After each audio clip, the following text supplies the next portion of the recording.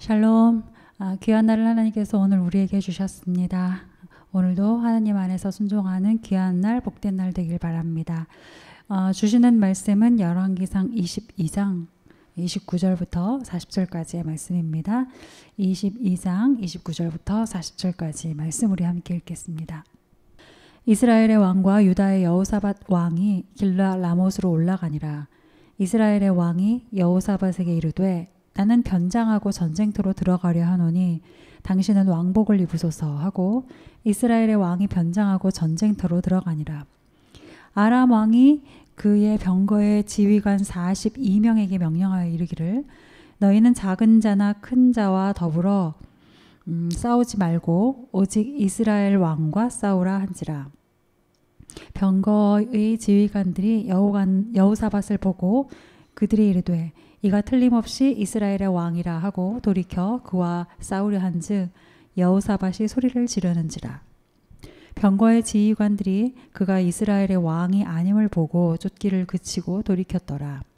한 사람이 무심코 활을 당겨 이스라엘 왕의 갑옷 솔기를 마친지라.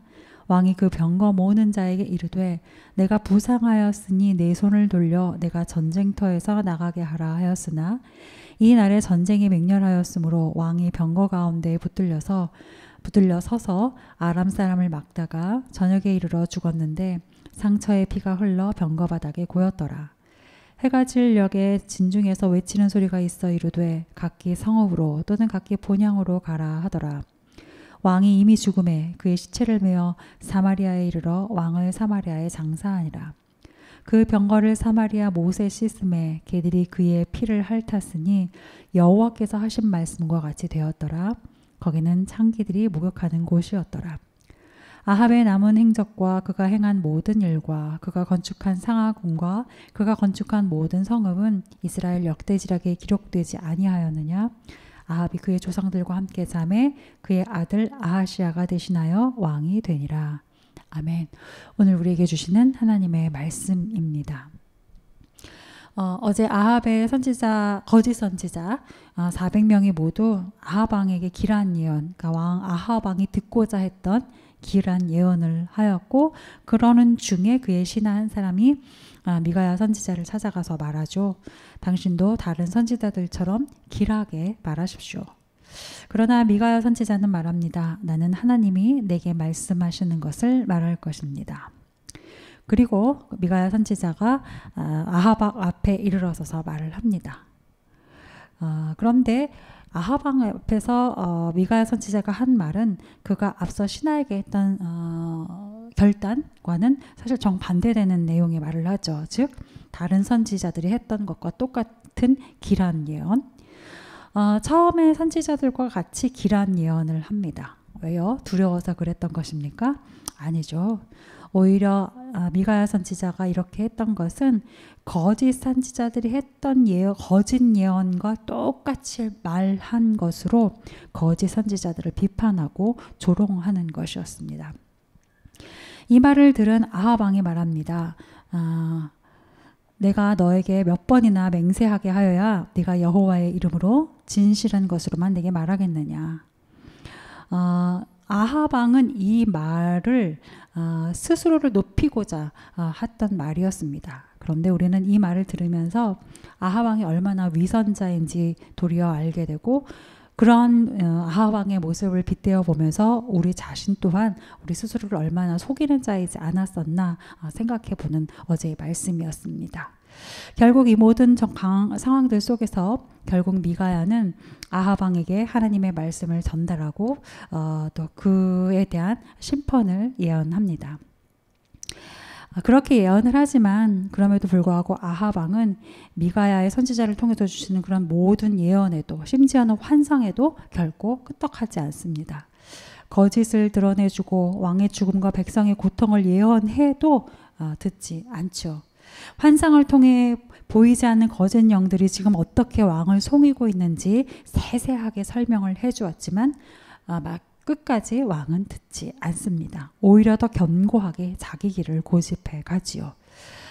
돌이킬 수 있을 때에 돌이키는 것이 얼마나 큰 은혜인지를 깨닫게 하시는 어제의 말씀이었습니다. 혹여나 내 뜻이 하나님보다 크면 결코 그것은 길한 길일 수 없는 것이요 흉한 길이 될 수밖에 없는 것을 깨달으시고 내 말이나 사람의 말이 아닌 하나님의 구원하시는 말씀에 오늘도 순종하는 저와 여러분이 되어야 할 줄로 믿습니다. 오늘은 22장 29절부터 40절 말씀 중에 먼저 29절 말씀 함께 다시 한번 읽겠습니다. 이스라엘의 왕과 유다의 여호사밧 왕이 길르앗 라못으로 올라가니라. 여러분 여호사밧 왕, 그러니까 이스라엘 왕의 부추김 때문에 함께 전쟁을 하게 된 여호사밧 왕은 유대의 왕이죠. 이 여호사밧 왕은 사실 유대의 역대 왕 중에서 그래도 꽤 긍정적인 평가를 받는 왕이었습니다. 하나님께서 여호사밧 왕을 향하여서 긍정적이고 좋은 평가를 해주시죠. 성경이 그것을 증언을 하고 있고요. 그래서 그는 히스기야 그리고 요시아와 더불어서 유다의 3대 선왕에 꼽히기도 하죠. 역대하 17장 말씀을 보면 이렇게 말씀되어져 있어요. 여호와께서 여호사밧과 함께 하셨으니 이는 그가 그의 조상 다윗의 처음 길로 행하여 바알들에게 구하지 아니하고 오직 그의 아버지의 하나님께 구하며 그의 계명을 행하고 이스라엘의 행위를 따르지 아니하였습니다. 이렇게 성경이 그의 선행에 대하여 선정에 대하여 증언하고 있을 뿐만 아니라 여호사밧 왕은 많은 좋은 선정들을 행해요. 예를 들자면 레위 사람 또 제사장들로 하여금 율법책으로 자신의 백성들, 유다 백성들을 가르치게 말씀으로 유다 백성들을 가르치게 했고요. 또 이런 여호사밧 왕을 하나님이 강하게 하셔서 군사적으로도 당시에 강한 국력을 가졌었습니다. 아쉬운 점이라면 이제 종교적, 사회적, 군사적으로 하나님의 뜻에 이렇게 좀 순종하였던 것에 비해서 정치적, 외교적으로는 그렇게 하지 못하였다라는 것이에요. 그 대표적인 게 바로 여호사밧 왕이 오늘 이 이스라엘의 아합 왕과 사돈 관계를 맺은 거죠. 이유인즉슨 북이스라엘과 연합해서 이제 강국 아수르를 대적하려고 했던 것이었어요. 아주 인간적인 생각에서 그렇게 했던 거죠.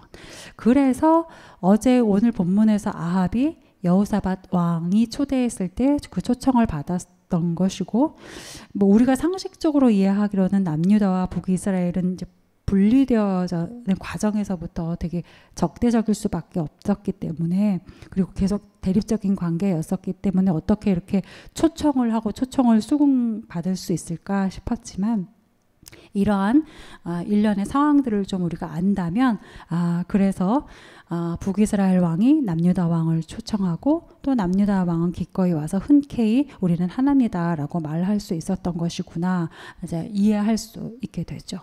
여러분, 여호사밧 왕은 많은 부분에서 하나님께 순종을 했던 왕입니다.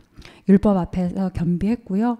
그는 하나님의 은혜를 경험했던 사람입니다. 그리고 그의 마음에는 하나님을 향한 두려움도 있었습니다. 그래서 앞서 아합 왕이 아람을 치자고 했을 때 먼저 하나님께 물읍시다 라고 제언했던 것이 바로 여호사밧 왕이지 않습니까?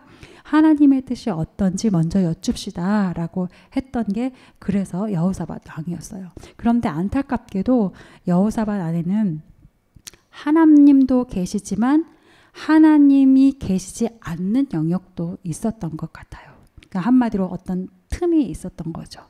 그래서 하나님을 인정하는 종교적 영역에서는 먼저 하나님께 물읍시다 라고 해놓고서는 또 한쪽 하나님이 계시지 않은 정치적이고 외교적인 영역에서는 하나님이 하시지 말라 하신 아람 왕과의 전쟁을 출정을 하게 되는 것이고요.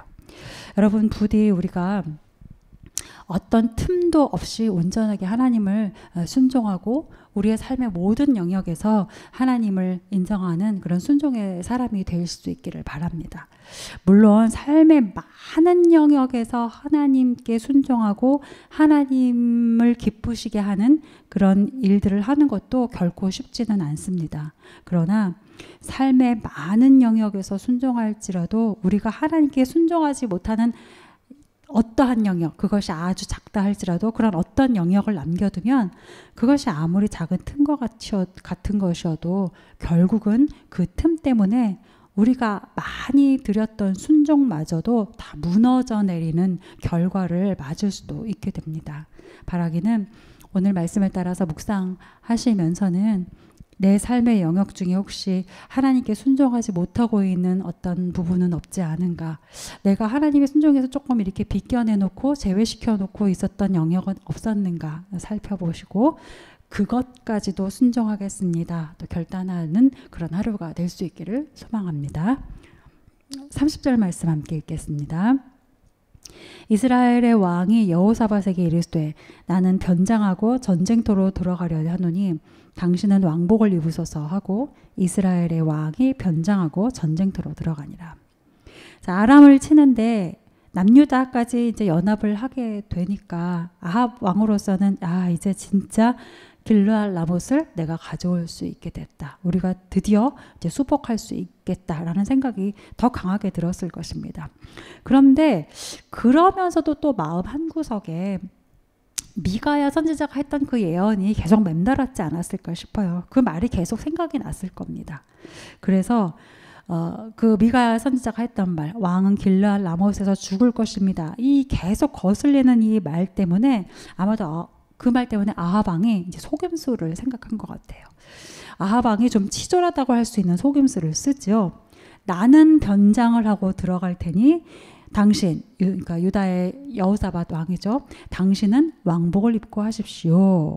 이제 무슨 비책이라도 되는 듯이 이렇게 말을 합니다. 그렇지만 사실 실상은 자신은 교묘하게 숨고 유다 왕은 위험에 노출시키는 그런 결과를 초래하게 되는 거죠.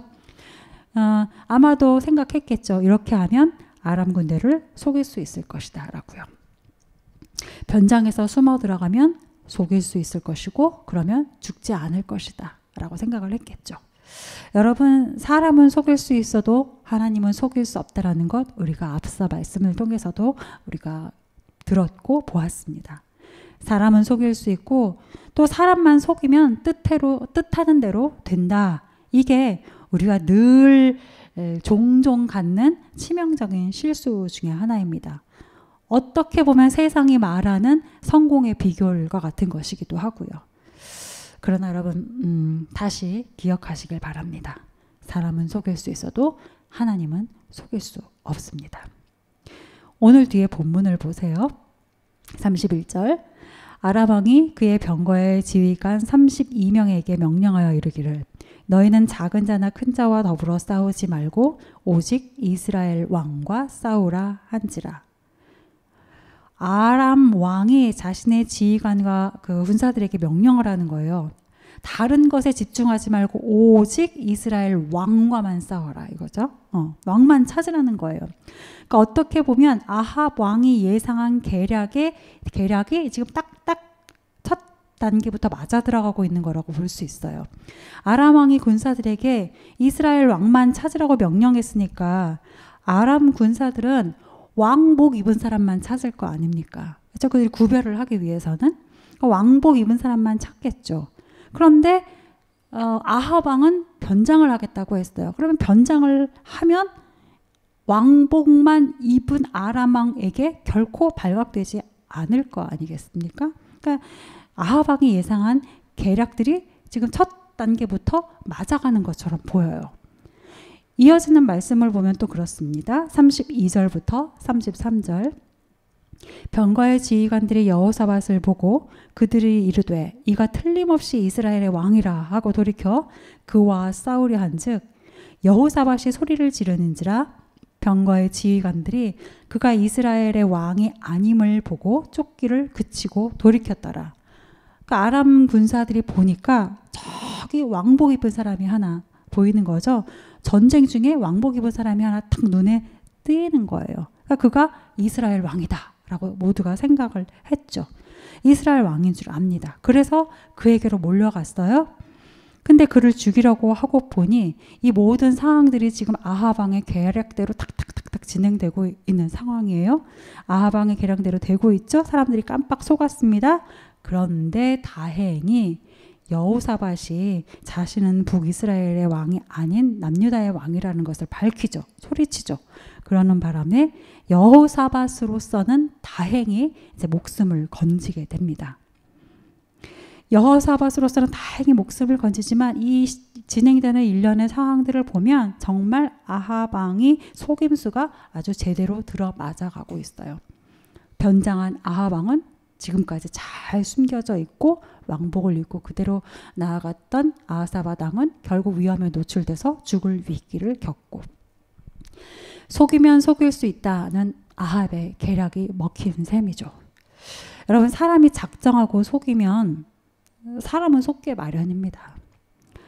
사람이 작정하고 속이면 사람은 속을 수밖에 없어요. 왜요? 타인의 마음속 깊은 곳까지를 우리는 볼 수가 없으니까요. 그 사람의 마음 깊은 곳까지는 우리가 다 볼 수가 없기 때문에요. 속임수를 가지고 달려들면 속을 수밖에 없는 것이 사람입니다. 우리가 사람의 말이 아니라 하나님의 말씀에 순종해야 하는 이유가 바로 이것 때문이에요. 우리가 세상의 이치가 아니라 하나님의 뜻을 구해야 하는 이유가 바로 이것 때문인 것입니다. 사람은 속고 속일 수 있으나 하나님은 속지 않으시는 분이시고 우리를 속이지도 않으시는 분이시기 때문이에요. 하나님의 지혜를 구하시고 하나님의 말씀에 순종하는 저와 여러분, 우리 모든 사랑하는 믿음의 공동체가 되시기를 축복합니다. 아멘. 속지 않으시는 하나님이 이제 속이려 했던 아합 왕을 어떻게 심판하시는지 우리 좀 함께 보시죠. 34절부터 35절까지의 말씀입니다. 한 사람이 무심코 활을 당겨 이스라엘 왕의 갑옷 솔기를 마친지라. 왕이 그 병거 모는 자에게 이르되 내가 부상당하였으니 내 손을 돌려 내가 전쟁터에서 나가게 하라 하였으나 이날에 전쟁이 맹렬하였으므로 왕이 병거 가운데에 붙들려 서서 아람 사람을 막다가 저녁에 이르러 죽었는데 상처에 피가 흘러 병거 바닥에 고였더라. 여러분, 말씀을 한번 하나하나 차근차근 보십시오. 34절에 한 사람이 무심코 활을 당겨서 이스라엘 왕의 갑옷 솔기를 마쳤다라고 하고 있어요. 한 사람이 무심코 활을 당겨서 이스라엘 왕의 갑옷 솔기를 마쳤다. 세상은 이걸 뭐라고 말할까요? 한마디로 묶어서 우연히라고 말하겠죠. 그런데 여러분 한번 잘 보십시오. 한 사람이, 여기 지금 한 사람이라고 말하기에는 얼마나 많은 아람 군사 무리들이 있습니까? 그런데 그 무수히 많은 아람 군사 중에 이를 모를 어느 한 사람이 무심코 활을 당겼어요. 전쟁 중에 얼마나 많은 활이 사방팔방으로 날리겠어요. 그런데 그 사방팔방으로 날렸던 화살 중에 어느 하나가 무수히 많은 이스라엘과 유다의 군인들 중에서도 특별히 단 한 사람 이스라엘 왕에게 날아갔습니다. 그리고 이스라엘 왕에게 날아가서 그를 맞췄는데 정확히 갑옷과 갑옷 사이의 연결 부위, 즉 가장 취약한 작은 틈이라고 할 수 있는 솔기 부위를 맞췄어요.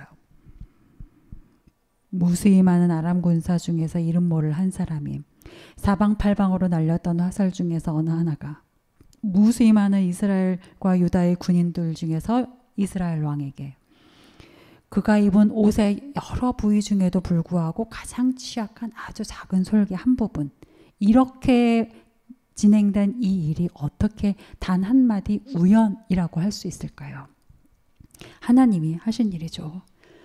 길르앗 라못에 올라가면 죽을 것이다 라고 말씀하셨던 바로 그 하나님이 하신 일입니다.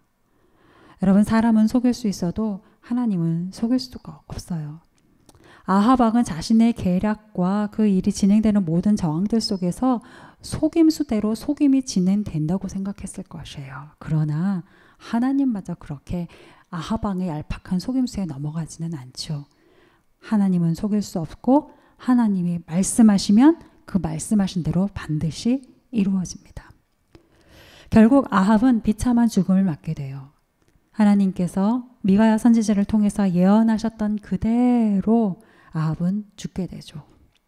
사랑하는 여러분, 하나님의 심판이 시작되기 전까지는 하나님은 정말 참고 오래 기다리세요. 한없는 은혜를 베풀어 주십니다. 그러나 마침내 하나님의 심판이 시작되면 그 이유는 정말 세상 말로 뼈도 못 추린다라는 말처럼 그 심판이 아주 무섭고 아주 철저하게 실행이 됩니다. 바라기는 오늘 우리에게 베푸시는 이 은혜들은 그 깊이를 측량할 수 없을 정도로 깊고 크고 한이 없는 것이 맞지만 그 은혜에는 기한이 있다라는 것을 반드시 기억하시길 바랍니다. 그리고 오늘 우리에게 은혜로 주신 이 하루, 이 날을 한치의 불순종의 틈도 없이 삶의 모든 영역으로 하나님을 인정하고 모든 영역에서 하나님께 순종하는, 그래서 끝이 없는 은혜를 누리는 저와 여러분의 오늘 하루가 될 수 있기를 소망합니다. 우리 말씀 기억하시면서 함께 기도하시겠습니다.